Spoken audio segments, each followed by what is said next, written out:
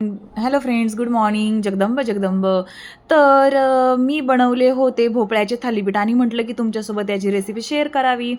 आणि हो, मला भोपळ्याचे वगैरे थालीपीठ खूप सुंदर बनवता येतात, म्हणूनच ही तुमच्यासोबत रेसिपी शेअर करते. तर गव्हाचं पीठ घेतलं होतं मी, त्यानंतर बेसन पीठ होतं, तांदळाचं पीठ होतं, ज्वारीचं पीठ होतं आणि मकेचं पीठ होतं. आता तांदूळाचं आणि मकेचं पीठ माझ्याकडे होतं म्हणून मी घेतलं आहे.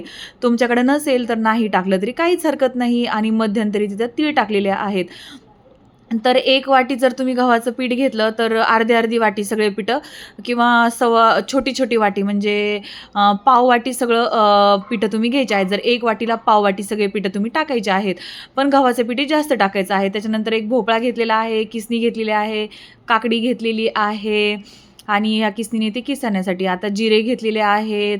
हे पहा अशा प्रकारचे जिरे घेतलेले आहेत तेवढे. त्याच्यानंतर मीठ घेतलेलं आहे, हळद घेतलेली आहे, ओवा घेतलेला आहे. हे सगळं मेजरमेंट आपल्या अंदाजाने आपल्या आवडीनुसार घ्यायचं आहे. आणि मिक्सरचं भांडं घेतलं आहे हे सगळ्या गोष्टी बारीक करण्यासाठी. हळद आणि मीठ पिठामध्ये मिक्स करून घ्यायचे आहे. कोथिंबीर, भरपूर सारी कोथिंबीर घ्यायची, अशी मस्तपैकी धुवून स्वच्छ बारीक करून घ्यायची आहे. कांदा तुम्हाला आवडत असेल तर टाका, नसेल आवडत तर नाही टाकला तरी चालेल. पण कांद्याने ना थालीपीठ खूप सॉफ्ट आणि खूप छान होतात, म्हणून थालीपीठामध्ये कांदा हा टाकलाच जातो. त्यानंतर हिरवी मिरची आहे, लसूण आहे. आता काय करायचं, हिरवी मिरची, लसूण, ओवा, जिरे आणि धणे इथं दाखवलेले नाही आहेत, पण धणेही टाकले होते आणि ते सगळं काही व्यवस्थित छानपैकी बारीक करून घ्यायचं आहे. आता आमची गेली ती लाईट, तोपर्यंत मी तुम्हाला बाकीचं काही दाखवत आहे.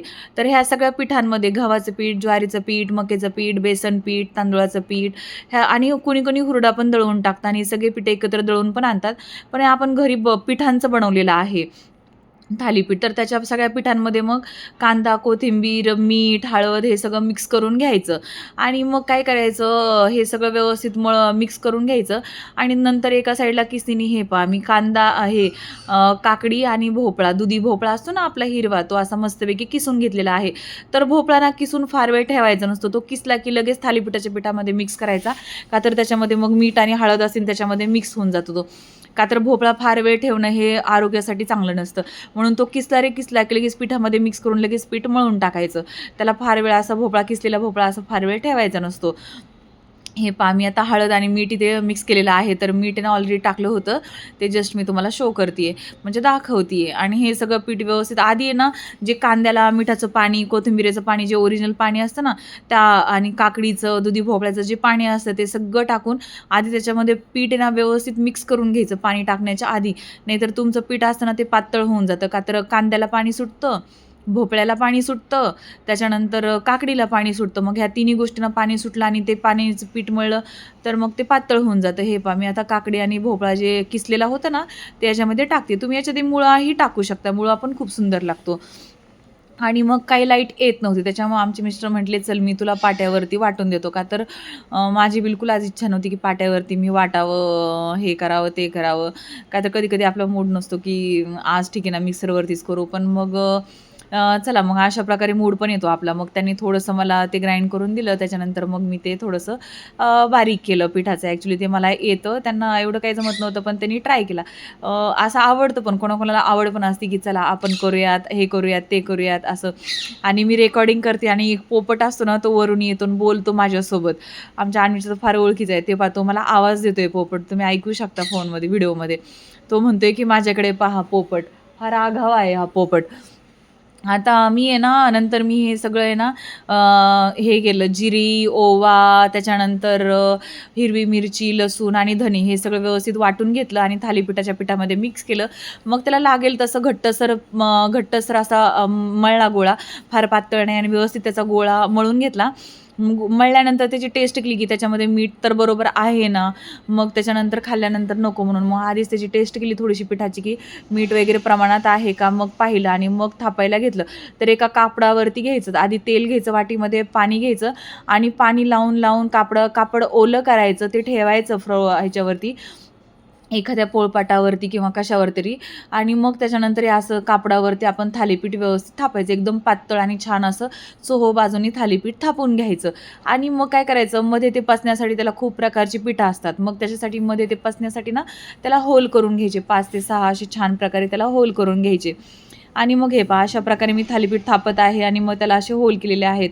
मग याच्यामध्ये आपण तेल सोडू शकतो. तेल याच्यामध्ये सोडलं की थालीपीठ छान असं भाजतं. मग तुम्ही तूपही घेऊ शकता किंवा तेलही घेऊ शकता. आणि हे टाकल्यानंतर थोडासा धूर होतो. जेव्हा आपण तेल किंवा तूप टाकतो ना, तेव्हा धूर होतो. मग त्यासाठी दारं, खिडक्या वगैरे उघडी ठेवायचे किंवा आपलं जे फॅन असतो, चिमणी असते ती मग लावून ठेवायची. आणि अशा प्रकारे मग टाकण्याच्या आधी थालीपीठ तव्याला मस्तपैकी तेल अशा प्रकारे लावून घ्यायचं आणि थालीपीठ हे पहा पडत नाही, काय नाही, काय नाही. उचलायचं आणि टाकायचं. आता मी हे दोन्ही हातांनी टाकते, पण एका हातामध्ये कॅमेरा होता आणि एका हाताने मग मी ते कापडाने थालीपीठ तुम्हाला दाखवण्यासाठी फक्त मी ते टाकते अदरवाईज मग मी ते दोन्ही हाताने ते टाकलेलं आहे. आणि मग त्याच्यावरती थोडंसं तेल स्प्रेड करून का तर पहिलंच थालीपीठ असतं, नंतर तुम्हाला फार तेलाची गरज पडत नाही, पण आधी थोडंसं तेल टाकावं लागतं. आणि मग तेल टाकून अशा प्रकारे झाकून ठेवायचं. झाकून ठेवलं ना मग ते छान थालीपीठ असं पचतं खूप छान, म्हणजे शिजलं जातं. मग ते शिजल्यानंतर थालीपीठ छान होतं. तर अशा प्रकारे मग त्याला झाकून ठेवायचं. झाकून 1-2 मिनिटं फक्त त्याला वाफ येऊ द्यायची, नाहीतर मग ते खालून करपतं. अशा प्रकारे त्याला ना व्यवस्थित त्याची वाफ येऊ द्यायची छान प्रकारे आणि लगेच ते पलटायचं. मग छान शिजतं. आणि मी 2 तवे ठेवलेले आहेत, का तर आमच्या घरी म्हणजे खायला गरमागरम थालीपीठ सगळ्यांनाच आवडतं. मग पटापट बसतात, तर मग पटपट सगळ्यांना देण्यासाठी वगैरे मग म्हणून मी 2 तवे ठेवले होते. आणि इथं आता थालीपीठ करते म्हणून मी करते त्यासोबत कर्ड राईस म्हणजे दही भात. तर मी इथं तूप टाकलं आहे, त्याच्यामध्ये जिरे टाकलेले आहेत, भात ऑलरेडी मी शिजवून घेतलेला आहे कुकरमध्ये. मग त्या तेलामध्ये जिरे टाकलेले आहेत, कढीपत्ता, मेथीचे दाणे, 2 हिरव्या मिरच्या, हिंग आणि भातामध्ये असं मी दही मिक्स करून घेतलेलं आहे.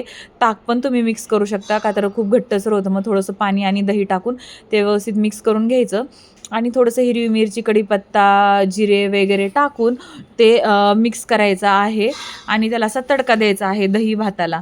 आणि अशा प्रकारचा झाला आपला कर्ड राईस. आणि काळं मीठ टाकायचं त्याच्यामध्ये. मीठ टाकताना आता मी हिंग टाकते आणि ह्याच्यामध्ये भरपूर असं हिंग टाकायचं आणि झालं. मग गरम-गरम थालीपीठ आणि थंड आपलं पोटाला थंड असा दही भात खूप कॉम्बिनेशन आहे मिक्स खूप छान लागतं. तुम्ही हे नक्की ट्राय करून बघा.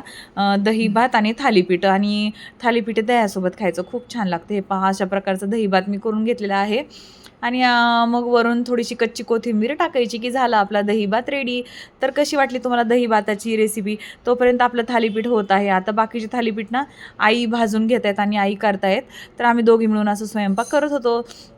भरपूर असे थालीपीठ करायचे होते म्हणून मग आई म्हटल्या, "तू तोपर्यंत ताट वगैरे कर, मग मी करते."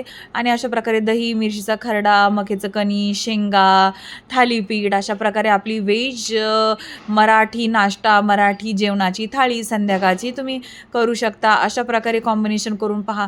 खूप छान असं सुरेख असं हे जेवण लागतं. दही भात आहे, दही आहे, मिरचीचा खरडा आहे.